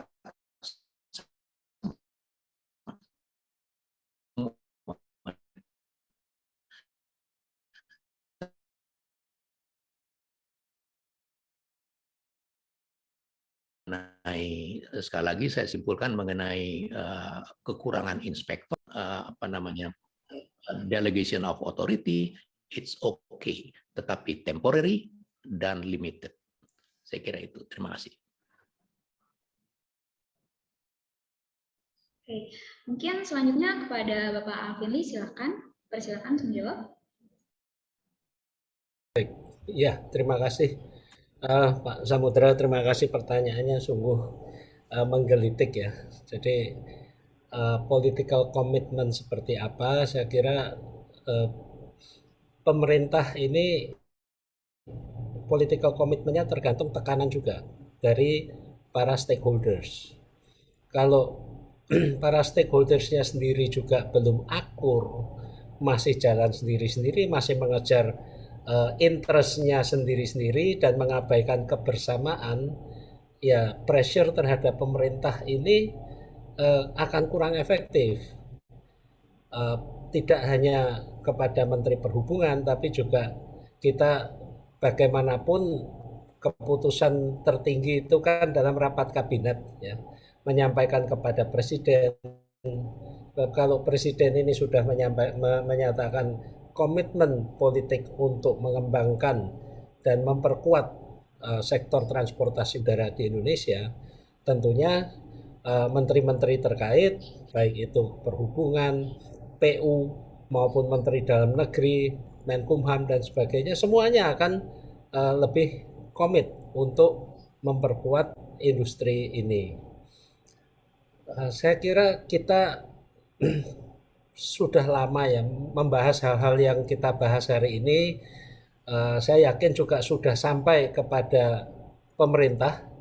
Mereka juga sudah mendengarkan. Saya yakin para staf juga sudah memberikan masukan. Tinggal decision maker-nya. Ya. Contoh yang paling aktual saja saat ini.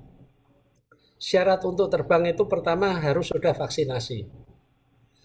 Di Indonesia yang sudah vaksinasi satu kali ini baru pada kisaran 30%. Jadi itu sudah mempersempit lingkup pasarnya. Apalagi yang sudah vaksinasi 2 kali itu paling kita bicara 20% dari target. Nah, setelah itu masih ditambah lagi harus PCR untuk yang rute luar Jawa Bali. Padahal kita tahu PCR di luar Jawa itu harganya mahal, prosesnya lama, dan ini lebih membebani lagi. Saya berulang kali menyampaikan pertanyaan, bukankah tes antigen ini juga menjadi standar pemerintah dalam deteksi, dalam testing? Setiap hari statistik yang dimunculkan itu lebih banyak menggunakan standar antigen daripada PCR. Kenapa untuk luar Jawa harus menggunakan PCR? Kenapa tidak boleh antigen? Nah, apakah orang-orang yang berada di Jawa Bali ini kekuatannya beda dengan yang di luar Jawa, jadi cukup antigen, sedangkan yang di luar Jawa harus PCR? Ini kan diskriminatif, dan seperti ini saja sudah berpekan-pekan disampaikan, tapi di dalam pemerintahan sendiri juga belum akur. Ada yang setuju udahlah antigen saja, tapi ada yang tetap ngotot harus PCR, dan ini semakin membebani industri transportasi udara.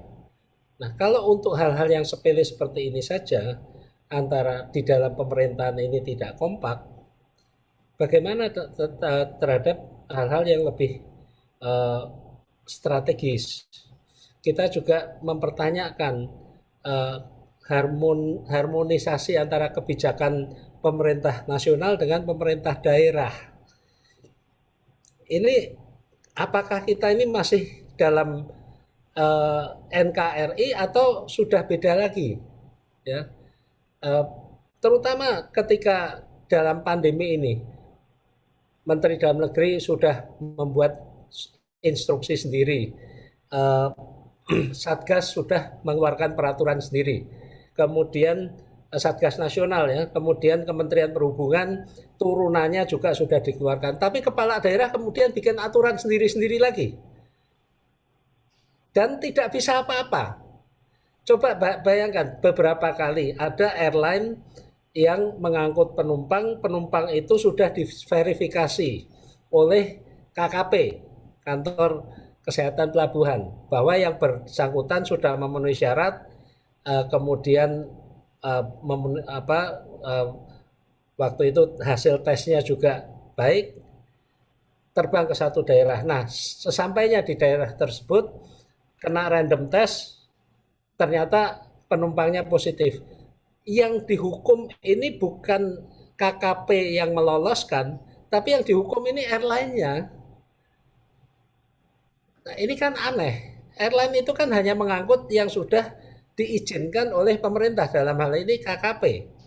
Tapi kenapa airline-nya justru yang dikenakan sanksi? Airline kan nggak ngecek antigen atau PCR, airline juga tidak punya kewenangan untuk validasi surat keterangan tesnya. Tapi airline-nya kemudian dikenakan sanksi, nggak boleh terbang ke kota tersebut selama sekian hari. Padahal kewenangan memberikan rute, izin rute itu ada di pemerintah pusat, Kementerian Perhubungan. Tapi dengan mudahnya dibatalkan atau dibekukan oleh pemerintah daerah. Nah, hal-hal seperti inilah yang menjadi tantangan bagi kita ya, yang kita punya perhatian, kita punya semangat untuk memperkuat industri transportasi udara kita, untuk kita terus-menerus jangan bosan, ya biarinlah kita dianggap cerewet, berisik, demi perbaikan dan memperkuat industri transportasi udara kita. Tanpa itu ya pemerintah nggak akan ada tekanan untuk terus melakukan penguatan ini. Demikian Pak Samudra, terima kasih. Oke, terima kasih Bapak Alvin atas jawabannya. Bapak Isar, dipersilakan. Ya, terima kasih. Ini saya pikir pertanyaan klasik dari senior saya, Pak Samudra. Ini ya tentang bagaimana ini ya. Jadi kembali mungkin apa yang tadi Pak Alvin sebut itu masalah koordinasi dan komunikasi supaya ada kesamaan langkah, dan saya pikir ini yang kurang di negeri kita ini. Jadi sebagai contoh gitu Pak, kita perguruan tinggi itu sekarang kan di bawah Dikti lah ya, pendidikan nasional atau di mana gitu ya. Jadi ini satu. Jadi kemudian kalau kita lihat industri itu adanya di bawah mungkin kalau sekarang perindustrian atau BUMN ya, Kementerian BUMN itu satu yang sekarang terjadi. Jadi ada pemerintah ini terpecah-pecah gitu ya. Tapi tidak ada koordinasi dan itu terjadi dari dulu sampai sekarang. Kalau saya mau cerita tentang pengalaman masa lalu, waduh banyak sekali ya nah? Termasuk itu negara tetangga yang menikmati. Satu contoh itu kita pernah diminta oleh Rockhill Collins, mereka datang ke Indonesia, ke ITB, minta supaya ITB bantu mereka bikin namanya sekolah perawatan. Tapi di situ juga termasuk bagaimana menyiapkan teknisi, dan mereka bilang investasi dari kami. Dan kita ajukan ke Dikti, nggak ada sambutan, Pak. Jadi dan diminta supaya kita oke, kira-kira ini Anda ITB ya, bangun sendiri, dari mana kita butuh apa, jadi kita nggak jadi. Akhirnya mereka larinya ke Sepang Pak, dan jadilah di sana, sehingga itu jadi industri perawatan namanya MIAT waktu itu, dan itu satu. Jadi ada banyak hal seperti itu. Contoh yang lain adalah ketika kita buat misalnya proyek itu yang pesawat tempur ya, dengan kerjasama dengan Korea, itu juga sama, kita diminta oleh Kementerian Pertahanan waktu itu ada BPPT di sana, kemudian ITB ikut, kemudian PTDI. Nah kita lihat, tapi kita hanya dapat dana dari Kementerian Kementerian Pertahanan. Nah ketika kita bicara dengan Dikti untuk mendapatkan bagaimana kita membangun ini, membangun kompetensi ini, itu ya, supaya kita bisa memanfaatkan untuk kita mendukung industri pertahanan ini, ya kita bisa dibantu untuk mengembangkan pendidikannya dan kelembagaannya. Tapi itu nggak ada sambutan karena ternyata nggak ada koordinasi dari Kementerian Pertahanan dengan Dikti. Jadi hal-hal seperti ini yang mungkin kita perlu dipikirkan. Jadi gimana supaya ini kalau misalnya mau ya kita memang sangat bergantung pada pada pemerintah dalam hal ini ya, terutama untuk proyek-proyek pemerintah, gitu ya. Tapi kalau kita bicara tentang masing-masing akademisi dengan industri itu juga sebenarnya sudah terjadi, gitu ya. Kita erat sekali. ITB itu sebagai contoh itu banyak dibangun dengan kerjasama dengan PTDI, juga dulu dengan GMF dan Garuda, itu ya, itu sangat banyak kaitannya erat itu ya. Jadi kita mensuplai orang, tetapi juga kita dapat banyak bantuan dari pengalaman dan expertise dari sharing information, itu ya. Tidak ada tidak ada dengan Garuda itu tidak ada bentuk pekerjaan, tetapi dengan lulusan-lulusan kita itu sangat membantu. Jadi ini yang perlu kita benahi dan berharap ini juga bukan hanya dengan ITB tapi semua perguruan tinggi supaya kualitas lulusan kita lebih baik. Jadi satu hal yang penting ya ini. Tapi kembali yang kita harapkan itu proyek pemerintah. Kalau itu proyek pemerintah ya bagaimana ini didorong gitu ya. Tapi ini perlu koordinasi. Oleh karena itu memang dulu kita punya namanya Dewan Penerbangan dan Antariksa, itu Depanri, ya kan? Tapi itu dibubarkan oleh Pak Jokowi karena mungkin terlalu banyak dewan-dewan ini yang mungkin nggak ada kerjaan gitu ya, dan nggak ada kegiatan. Tapi justru di sini kita merasakan justru ini kita butuh dewan seperti itu supaya ada koordinasi antar lembaga, terutama yang berkaitan dengan lembaga pemerintah, sehingga ada koordinasi itu, sehingga apa yang mungkin diputuskan oleh dewan ini mungkin tinggal dilaksanakan oleh anggota-anggota yang notabene juga sebenarnya lembaga pemerintah lagi, gitu. Jadi justru di situ ada tukar pikiran yang kita harapkan itu bisa dilaksanakan. Nah, kita kemarin sudah mengajukan, tetapi ya belum ditanggapi. Dan ini perlu dukungan terus dari semua komunitas penerbangan untuk ini bisa jadi. Nah, ada satu catatan yang tadi mungkin menyinggung tentang inspektor ini ya. Inspektor ini saya pikir ini sebenarnya sudah ada dalam tatanan perundang-undangan kita. Itu ya, kalau kita bicara dengan DKPPU itu namanya ada CSR 4183. Itu ya. Di situ ada 3 fungsi di situ. Kalau di Amerika itu ada fungsi lain. Yang di Indonesia yang diakui hanya inspektor untuk engineering dan desain. Yang kedua inspektor untuk manufacturing. Tetapi di Amerika itu ada namanya airworthiness representative, gitu ya, yang bicara tentang inspektor untuk yang berkaitan dengan airworthiness. Jadi tentang operasi, tentang pesawat dan sebagainya ketika beroperasi. Dan saya pikir kalau ini kita adopsi, ya kita punya jalur hukum itu. Saya setuju gitu ya, bahwa ini memang tetap aja temporary, tetapi kemudian limited scope and function, dan memang itulah yang diatur di dalam CSR 183 tadi. Jadi tinggal kita laksanakan. Nah, itu dulu pernah terjadi, Pak, dan bahkan mungkin sekarang masih terjadi. Dulu saya ingat waktu CN 235 dan N250 itu banyak pegawai-pegawai PTDI itu yang dikaryakan. Itu ya, dikaryakan sebagai dipindah ke DKPPU, ya nah? Mereka tuh fungsinya itu sebagai inspektor untuk memeriksa pekerjaan PTDI, ya nah? Nah, sekarang kita ada aturan itu di part 21 itu part J itu juga sama. Jadi delegasi bukan hanya kepada orang tetapi kepada organisasi.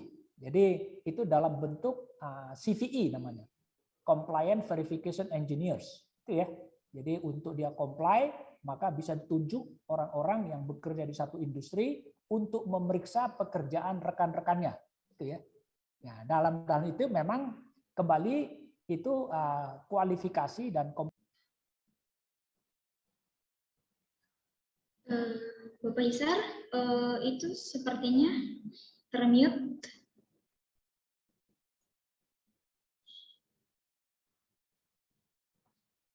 Bapak Isar, itu sepertinya bisa di-unmute. Oke. Saya sudah berapa lama ngomong, saya juga nggak tahu apakah. Tapi intinya begitu, Pak. Jadi DKPPU ini punya aturan yang namanya CSR 183 yang kita tinggal bisa aktifkan, gitu ya, dan kita dorong sehingga kekurangan inspektor ini bisa dipenuhi oleh industri. Jadi Garuda punya inspektor yang didelegasikan. Nah, sekarang bagaimana kita membenahi supaya kualifikasi inspektor ini ketika ditunjuk itu dia punya kualifikasi dan kompetensi yang cocok gitu ya. Dan yang kedua adalah bagaimana supaya dia bisa sepenuhnya bertanggung jawab bukan lagi kepada organisasi atau industri yang membayar dia, tapi kepada DKPPU. Tapi ini juga satu hal, ya, walaupun memang tadi seperti Pak Caki Hakim bilang ya ini perlu hati-hati ya, perlu hati-hati karena tetap aja pengawasan itu tetap ada pada DKPPU. Tapi kekurangan instruktur ini rasanya dengan pola ini kita bisa dapatkan gitu ya, kita dapatkan. Bahkan dulu pernah saya usulkan kenapa enggak seperti open recruitment gitu ya, tapi temporary.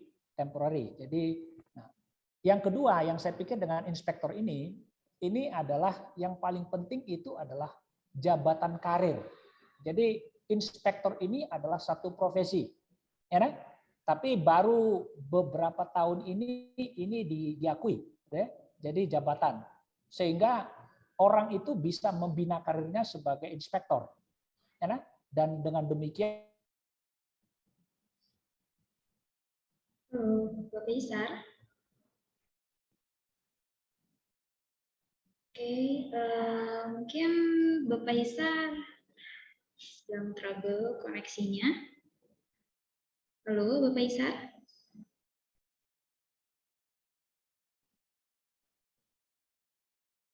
Jadi itu satu hal. Jadi bagaimana supaya inspektor ini sesungguhnya menjadi satu profesi. Ada satu catatan lagi yang juga penting itu adalah jabatan namanya investigator. Dan ini kita di KNKT juga sedang memperjuangkan supaya ini juga menjadi satu profesi sebagai satu karir yang diakui sehingga orang bisa meningkat dari junior investigator menjadi investigator kemudian senior dan tetap pada karir itu untuk membina kompetensinya. Jadi bukan pegawai negeri itu ya, bukan pegawai negeri. Karena kalau pegawai negeri repotnya itu bisa pindah gitu, saat ini ada di KNKT terus kemudian 3 tahun lagi udah pindah kemana, demi karena tidak punya jabatan fungsional itu ya, sehingga dan itu berkaitan dengan gaji itu ya, dengan gaji itu kira-kira. Jadi hal-hal ini mungkin perlu dibenahi supaya kita bisa menyediakan tenaga-tenaga profesional yang kita perlukan dan aturannya sudah ada, tapi bagaimana supaya ini bisa sepenuhnya diterapkan dan dilaksanakan. Saya pikir itu saja yang saya bisa sampaikan. Baik, terima kasih Bapak Isar atas jawabannya. Mungkin ini saya tarik saja intisari dari diskusi ini, yaitu harusnya atau perlunya adanya institusi penerbangan yang menaungi untuk memajukan industri penerbangan ini. Dan yang kedua, Garuda dan maskapai-maskapai yang lainnya juga harus diselamatkan. Oke, sebelum saya tutup acaranya, saya ingin minta foto dulu bersama dengan para peserta dan narasumber. Tolong admin bisa dibantu.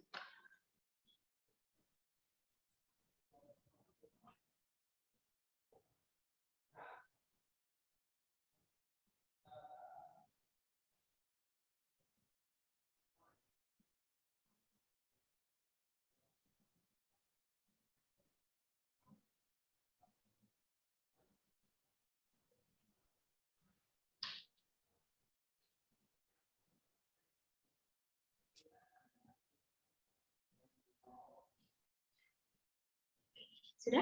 Oke, baik. Terima kasih kepada narasumber yang telah menyediakan waktunya. Saya ingin mengingatkan kembali bahwa jika Bapak atau Ibu ingin join di grup komunitas kami, yaitu Indonesia Aviation Community, bisa join di grup Telegram kami. Caranya ketik Indonesia Aviation Community pada kolom cari atau search, lalu setelah itu klik gabung atau join untuk bergabung di grup komunitas kami di Telegram. Terima kasih kepada narasumber yang telah menyediakan waktunya untuk acara Bincang Santai Aviation Talk series pertama ini. Terima kasih kepada Bapak Alvin Lee telah menyempatkan waktunya untuk menjadi narasumber di Aviation Talk ini. Serta terima kasih juga kepada Bapak Hisar M. Pasaribu telah menyediakan waktunya juga untuk menjadi narasumber di acara hari ini. Terima kasih kepada para peserta yang telah hadir di acara Bincang Santai ini, dan terima kasih atas perhatian dan kerjasama para hadirin semua. Mohon maaf atas segala kekurangannya. Semoga ilmu yang kita dapatkan hari ini bermanfaat di masa yang akan datang. Salam sejahtera, salam aviasi. Wassalamualaikum warahmatullahi wabarakatuh. Waalaikumsalam warahmatullahi wabarakatuh. Terima kasih semua. Terima kasih. Yang semangat sehat selalu. Selamat selalu, Pak.